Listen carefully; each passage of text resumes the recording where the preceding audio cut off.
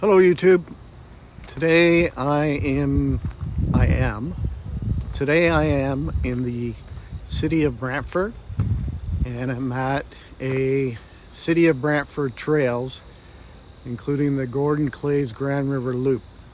And it's a really beautiful place along the Grand River.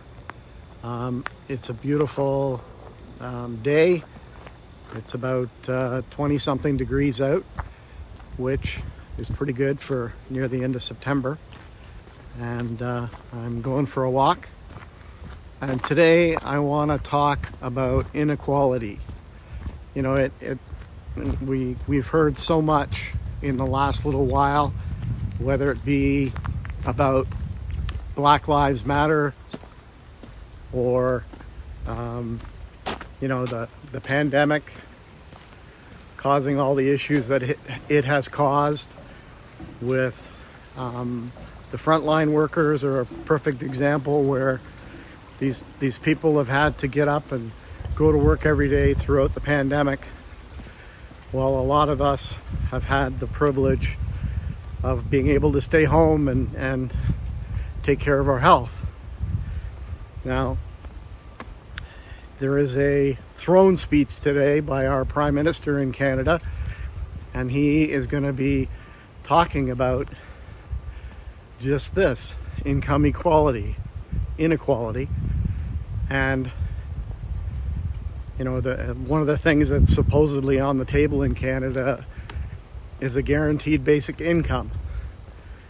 With what's gone on with the pandemic, and in Canada we have something called CERB, which is a income that people who were finding themselves unemployed because of the pandemic. They didn't have to be even somebody that had a job that paid into unemployment insurance. They just had to be somebody that was affected by it. And our government did a great job of rapidly bringing it to fruition. Canadians receive $2,000 a month, and that program is still in effect.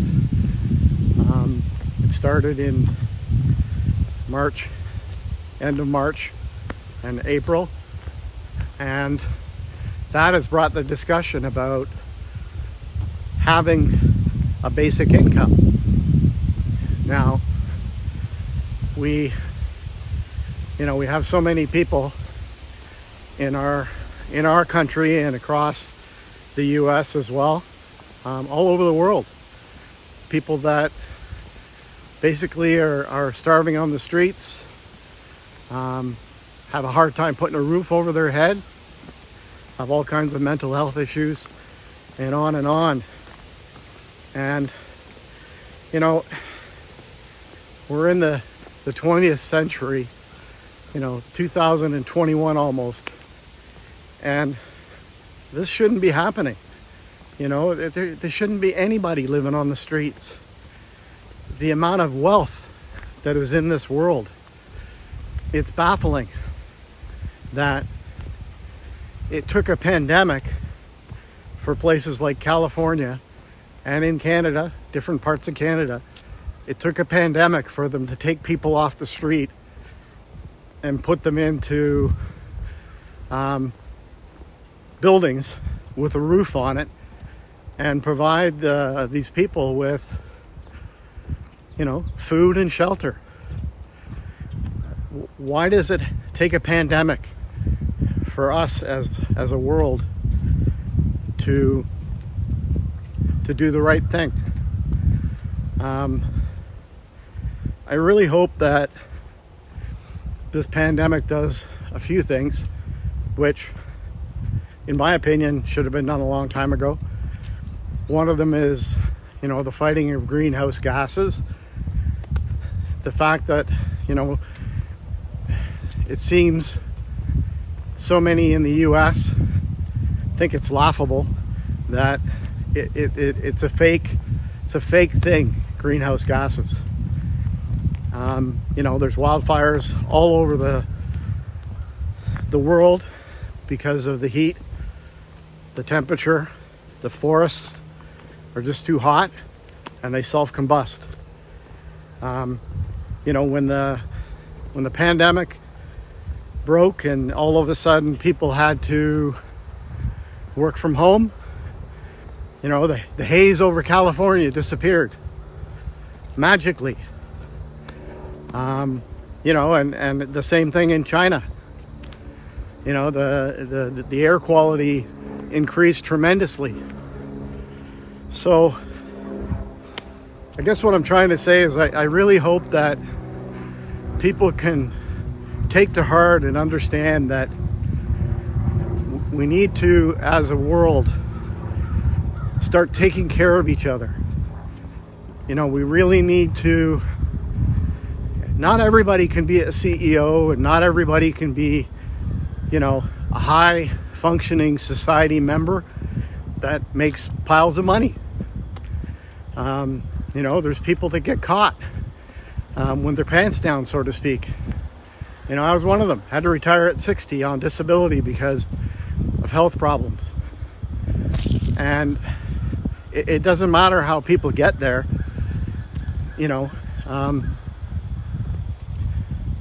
With the amount of money and wealth, that governments spend on so many things, people's well-being should be on the top of that list. No doubt in my mind. And there's been a lot of noise, in the last 6 months to a year, trying to get, the governments to listen. In the US, it's unbelievable. The crap that's been going on with, the Trump administration. And it just baffles my mind how the people who voted for him seem to be just oblivious of what he's done and what he thinks and what he believes in, just because he's a Republican. It's almost like it is. It's like a cult, where, this guy doesn't seem to care about the common man whatsoever, but he was able to con them into voting for him in 2016. And I'll admit, I had hopes in 2016 when he got voted in that he would actually empty the swamp. My God. Not only did he fill the swamp, he's the head alligator. Now, the election's coming up, and, this guy publicly talks about, disrupting the mail. He publicly talks about, not leaving the White House. Oh, it's unbelievable. What a beautiful spot, eh? This is what makes it all worthwhile. The fact that he talks about not leaving the White House is just mind-baffling. If 20 years ago, 15 years ago, if any politician said something like that, they would get voted out so fast your head would spin. But this guy, it doesn't seem to matter what he says, what he does. There's this group of people in the US that just drink the Kool-Aid. It's mind-boggling.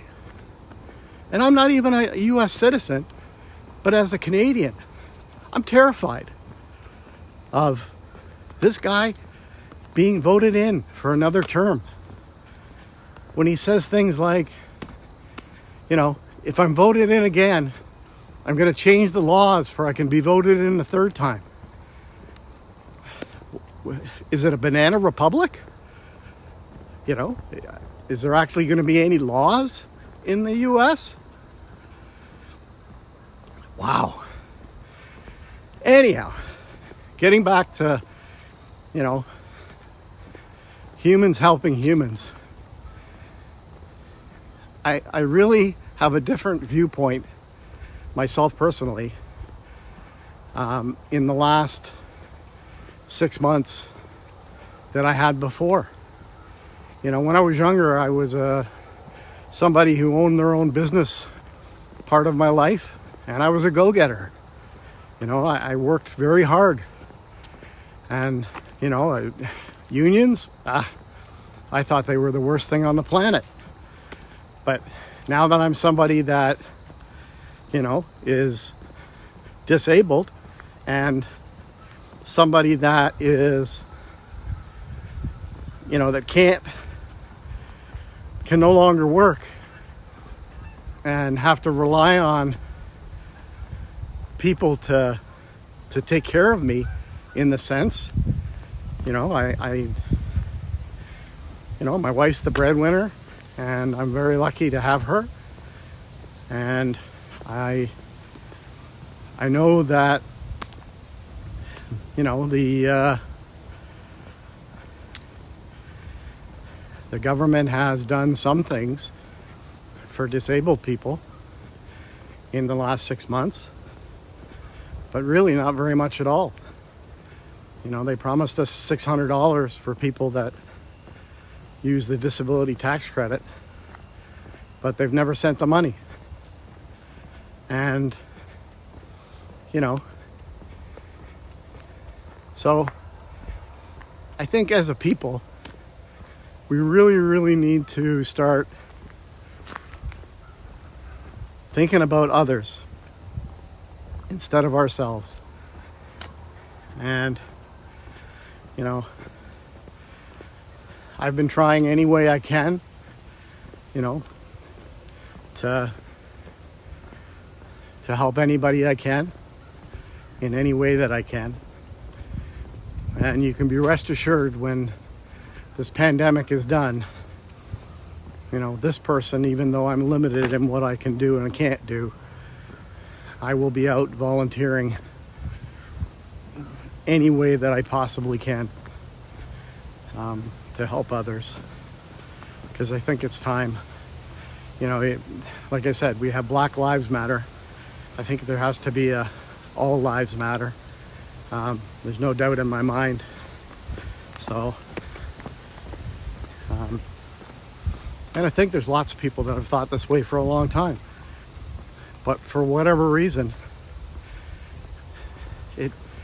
greed and consumption and all these things seem to take center stage. You know, there's a lot of great people that help out a lot. I mean, people like Bill Gates and Melinda Gates, you know, give billions of dollars of their hard-earned money to help others. Warren Buffett, billions. You know, Steve Jobs' widow. My brain fog kicked in right now, and I'm trying to remember her name. That's terrible. But she's donated a lot of money to good causes. Jeff Bezos' ex-wife has helped, donating a lot of her billions that she got for her settlement. So all I want to say is people need to get out and do the right thing. We need to help each other.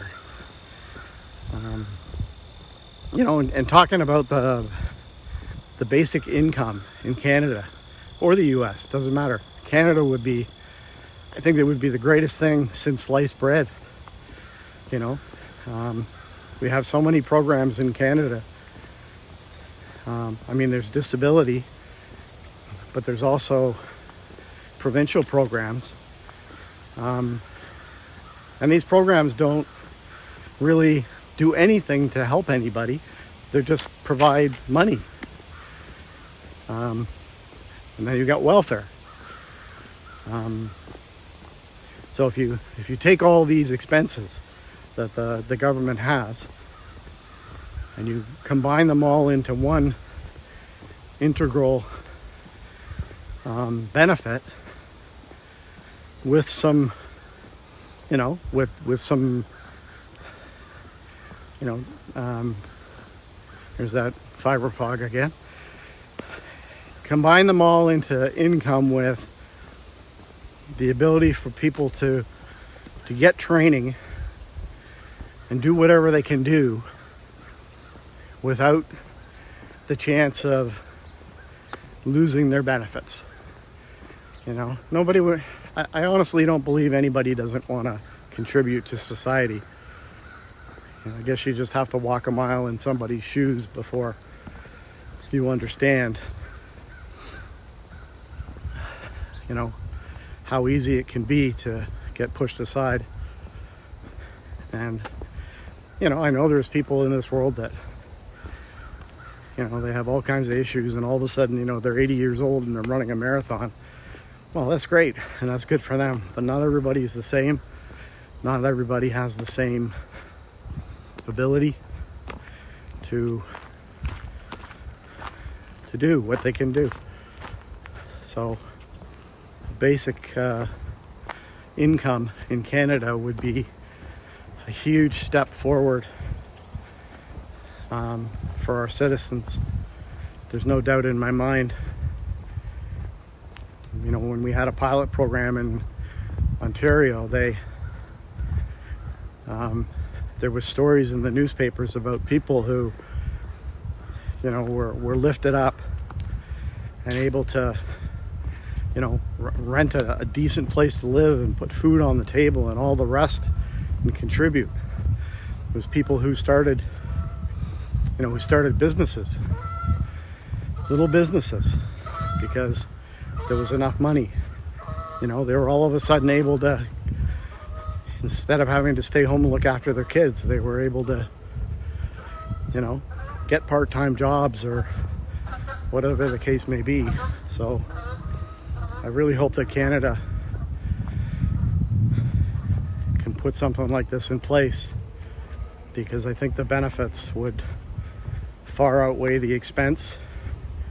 And really, when you do the calculation, the expense is probably more with all the different programs we have now and the administration of all those programs. The amount of government workers it takes to run all these different programs, they can all be amalgamated, and sure, some of those people would lose a job. But I believe that there's probably a lot of people in the government that are very close to retirement, and they can be retired and allow younger folks to come into the fold as well. So that's all I got to say about, well, maybe it isn't, but my message of the day is we need to take a step back and figure out how to help each other going forward.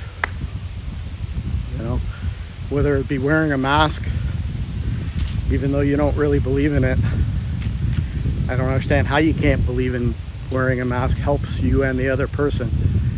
But some people seem to be of the understanding that, excuse the expression, a mask is fake news in this planned pandemic that some people talk about, which is totally insane. But, and I hope that with all my mumbling, somebody might do the right thing and,